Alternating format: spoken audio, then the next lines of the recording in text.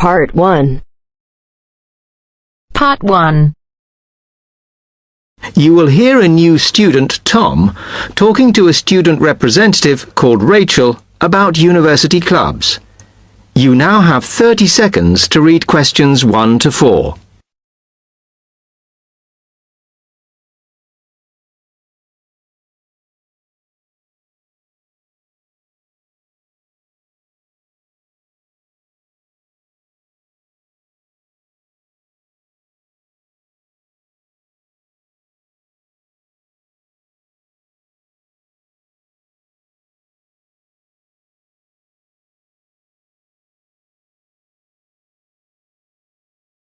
Now listen carefully and answer questions 1 to 4. Hi, welcome to Freshers Week. I'm Rachel. Can I help you? Oh, hi. Yes, I was hoping to find out about some clubs I could join. Well, all the club stands are here in this hall. What were you interested in? Not sure. I wanted to do something where I could meet people. Well, take this leaflet with details of all the clubs and see what you think. Oh. It'll probably depend on what day you're free. Like on Mondays, there's the film club. Then on Tuesdays, you've got the climbing club. That's really good. I'm in that. Then on Wednesdays, you've got chess, if you want something a bit more intellectual. But you should look through carefully because all the clubs run extra activities as well as their normal meetings. Oh, yes, I see. So, it looks like the film club has discussions after the films. I'd quite like to go to those. Then, climbing. Goodness. It says here that the university has its own climbing wall. That's impressive. And they go on weekend trips. Cool. And it says the chess club normally just does games with whoever turns up, but it also runs competitions sometimes. But I bet you've got to be pretty good to do that. Yes, I think so. And how many people are in the clubs? Are they all really full? Well, obviously they're all different. So, for example, the film club has just increased its membership from 85 to 125. But I think they're hoping to extend it to 150. The climbing club's quite small, 40 people. And the chess club is fairly healthy at 55. Right. Okay. So who do I see if I want to join these clubs? Well, if you go round the stands and speak to the people there, for the film club, that's the events organiser. For climbing, you'll need the club secretary, and the chess club is organised by one of the maths tutors. Okay? Yep. I think I'll start with the climbing club. It sounds good. Oh, well, as I said, I'm in that, so I might be able to help you a bit. You now have 30 seconds to read questions 5 to 10.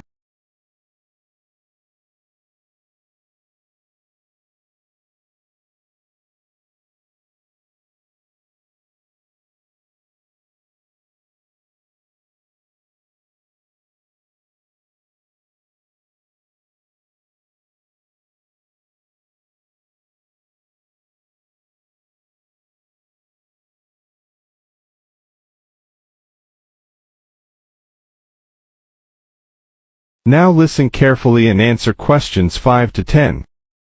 Okay. It says in the leaflet that they get together twice a month. Is that right? Yes. Oh, you must join. It's really good fun. We go away quite a bit to North Wales, and every year we have a special excursion, usually to France, which is where we're going this year in the spring. The weather's too unpredictable in the autumn. Wow, that sounds good. But it must cost a lot. Yeah, but we try and save up for it through subscriptions. So rather than having a huge sum to pay in the month we go, we collect those weekly, so it spreads it out. Good idea. I think I'll definitely join. There are quite good benefits you get from joining. I mean, you need that, don't you? And the university clubs normally try and do deals with local businesses, so it's really worth joining. Like in the climbing club, they've got a special arrangement with one of the shops in town. So if you show your card, you can get money off equipment. Don't think the discount extends to clothes, though. That's really worth it then. I'll go over and talk to them now. OK. Hope you do join. Oh, and another thing I meant to say. If you do become a member, you automatically receive a magazine once a year. It's quite useful and interesting because it goes out to all the national climbing clubs. And the other thing is, if you come to every session, then you can get a complimentary ticket to the big exhibition that's held in Cardiff every year. So, hope to see you. Yeah, well, thanks a lot for your help. That is the end of part 1. You now have half a minute to check your answers.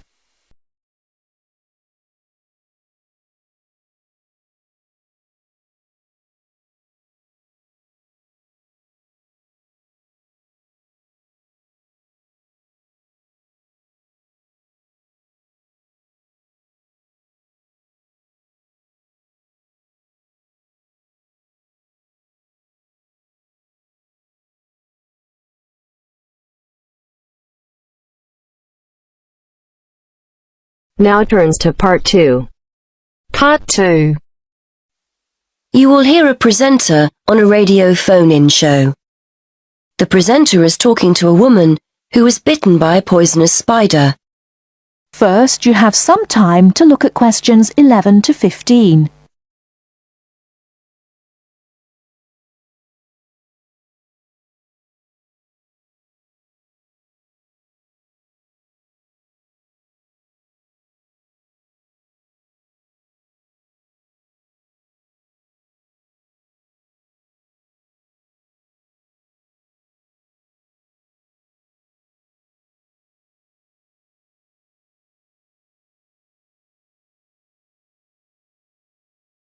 Now, listen carefully and answer questions 11 to 15. Today we're continuing our Traveller's Tales. On the line we have Amanda Toddington, who had quite a nasty experience in Australia last year. Isn't that right, Amanda? Yes. My husband and I were on holiday and we were staying at a friend's house on the coast near Brisbane. It was towards the end of the holiday and I was about to go into the garden and enjoy my breakfast. I walked out into the kitchen, slid my left foot into my shoe and felt a tiny sting. It was pretty painless, but I shook the shoe off my foot and saw this tiny spider running out as the shoe hit the wall.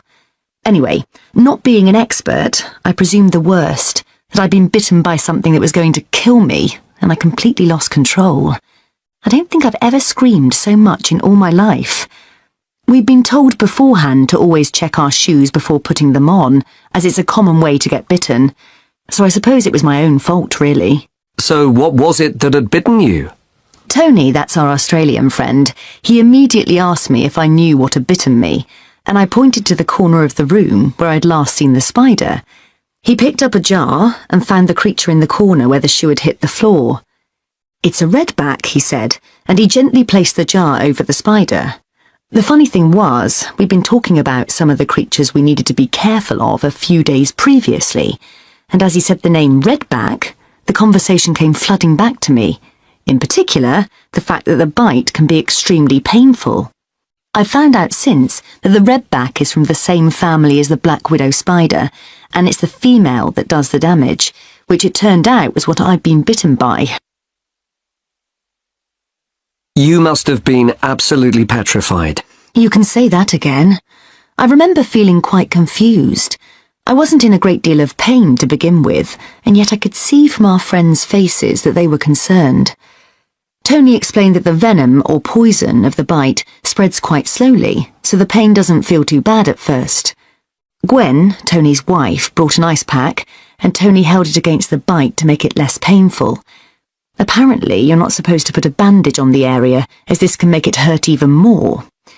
Tony tried to put my mind at rest by explaining that this was quite a common bite, that the hospital would have an antivenom and that everything would be okay. But I was beginning to panic. We were flying back to the UK the next day, and I really didn't know what to do. Before you hear the rest of the talk, you have some time to look at questions 16 to 20.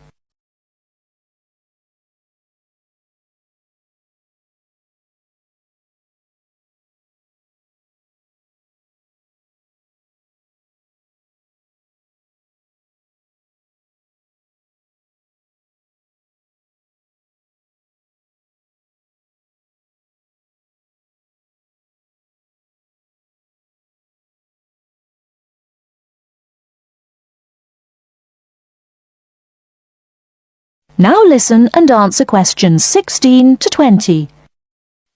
So what did you do? Well, Tony phoned the doctor, who told him to check my symptoms for the next hour or two. As time went on, the pain became very intense, from my foot right up to my knee. My husband was on the internet and was reading out the possible symptoms. I wasn't feeling sick, and I hadn't yet developed a fever, but I had a terrible headache, and my foot was beginning to swell up. At this point, Tony decided to take me to the local hospital to be on the safe side. I really didn't want to go, as I had visions of being kept in for days and all our plans being spoilt. But Tony and my husband insisted. When we got to the hospital, I was relieved to see how casual everyone was when Tony explained I'd been bitten by a redback spider. They told me to take a seat and got on with their work. And did you receive any treatment? By the time I got to see a doctor, the pain was very intense indeed, and I was getting quite upset. The doctor decided to give me a dose of an antivenom, which he assured me would eventually deal with the problem. Unfortunately, he also explained that it wouldn't have an immediate effect, and the symptoms might last for several days. But the story has a happy ending. My husband managed to book us onto another plane 1 week later. And even better news was that the symptoms of the bite finally cleared up after about 24 hours. Within a couple of days, I was back to normal again. So thanks to the spider, we managed to extend our holiday by a week. That is the end of part 2. You now have half a minute to check your answers.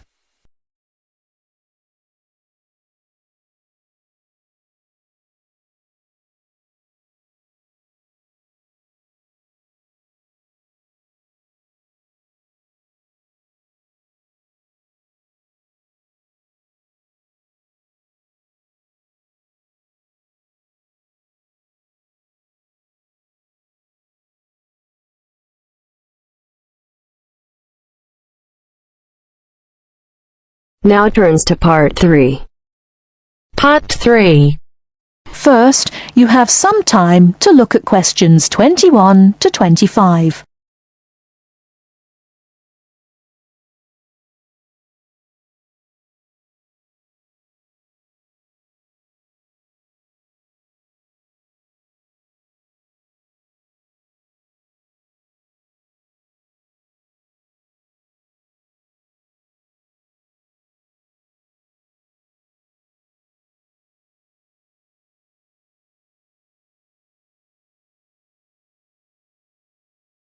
Now listen carefully and answer questions 21 to 25.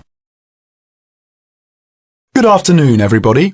It's Ronald Jaff with this week's edition of Movie Talk. First, let's look at the films this week in the theatre.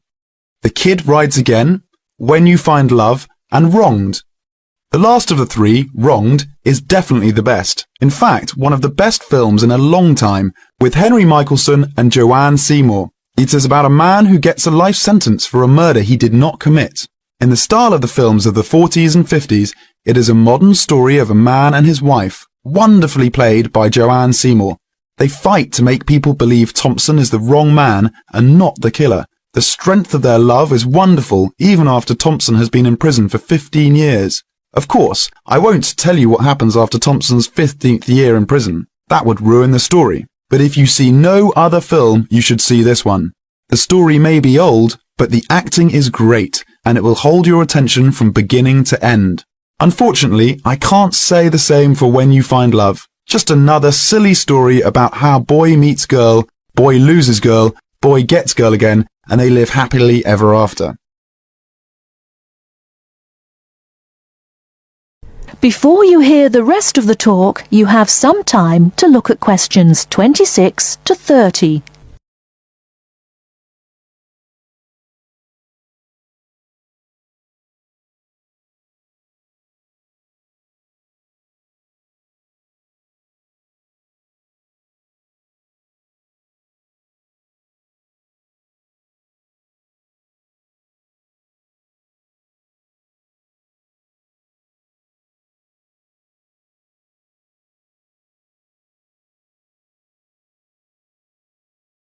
Now listen and answer questions 26 to 30. Hollywood ever get tired of such stupid films? Yet, on a New England college campus, the star of the movie, Tommy Seal, is a freshman. He meets the 2 years older Stephanie Fool, played by Sally Evans. In real life, she must be at least 30, not 20. Well, Billy, our hero, has had a hard time with Stephanie. After all, he is so much younger. But they fall in love in about a minute, as long as it takes to take a picture with a Polaroid, and they are both so happy, in true paradise, until Buck, the star football player, played by Ronco Starr, the only good acting in the film, steals Stephanie away from the poor Billy. He is, after all, a senior and football star, and the rest of the film is about, naturally, how Billy gets Stephanie back, making her remember their love. He shows her that he, not Buck, is the man for her. Well, if you can stand a stupid story and bad acting, then take your 8-year-old child to see When You Find Love. Anyone older will leave the theatre before the movie ends. And finally, The Kid Rides Again, a western about a young cowboy, Kit Barnes, who stops the bad guys, the robbers, the killers, and plain old bullies, and helps the good guys. Kit is fast with a gun and never once in this cowboy. Kit is the cowboy who never stays in one place for a very long time, who leads a lonely but very free life. Nothing new on the storyline, but a good classic-style western with good acting. Peter Sells as Kit catches just the right mood. He's an excellent and natural cowboy. There are beautiful scenes of the open country in the West, and enough action to hold your interest. A good cowboy film for those who, like me, always enjoy seeing the Old West. And now, before we go on with the news from Hollywood, a word from our sponsor.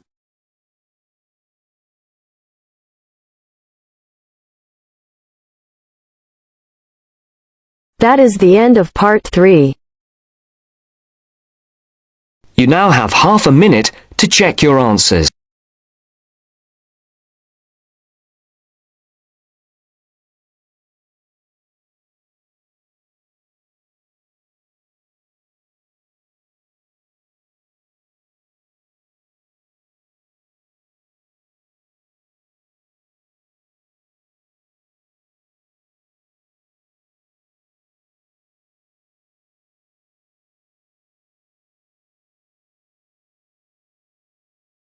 Now turns to part 4. Part 4. In this section, you'll hear a lecture on coral reef. First, you have some time to read questions 31 to 40.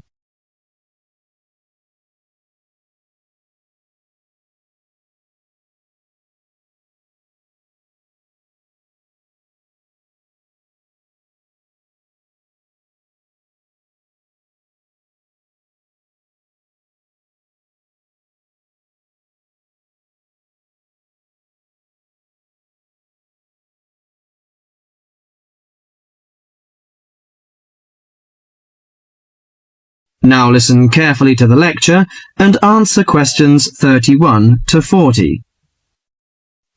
Do you fancy diving in the wonderful world of coral reefs, green sponges, colourful fish and red crabs? It is a rich garden beneath the waves. But how much do you know about the corals? Are they animals or plants? What are the threats to coral reefs? Today, Mr. Tim Harford, Executive Director of the Coral Reef Alliance, is going to introduce the facts about coral reefs. Good afternoon, everyone. Coral reefs are one of nature's most magnificent creations. It is filled with thousands of unique and valuable plants and animals.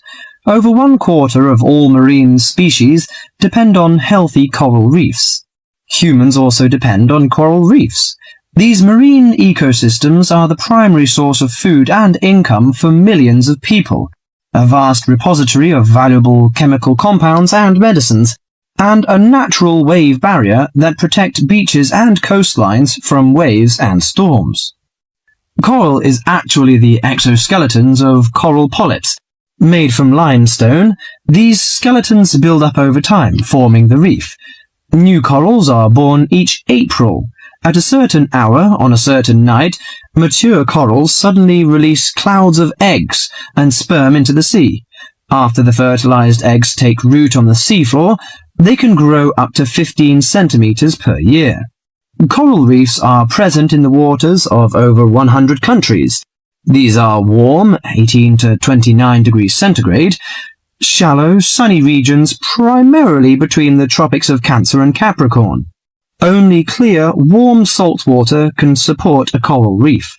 And because sunlight is crucial to the reef's survival, the water must also be shallow. The algae that grow on coral provide much of the coral's food. In deeper water, algae cannot get the sunlight they need to grow. Most coral reefs are in the tropics because natural conditions there are perfect. In their modern form, coral reefs have thrived on Earth for over 50 million years. In recent years, however, more than 11% of the world's reefs have been lost, with another 16% severely damaged during the El Niño event in 1998.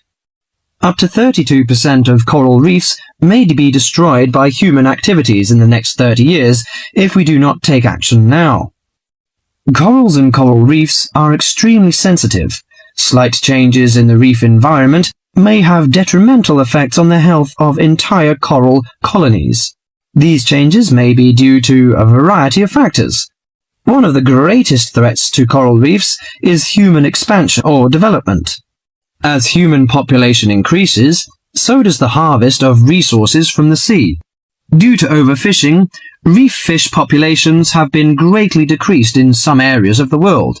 The removal of large numbers of reef fish has caused the coral reef ecosystems to become unbalanced. As we know, corals are also very popular as decorations. A large amount of the most healthy corals are selected by commercial collectors. They sell the corals to souvenir shops, where a large number of tourists wait to purchase them as decorations or souvenirs.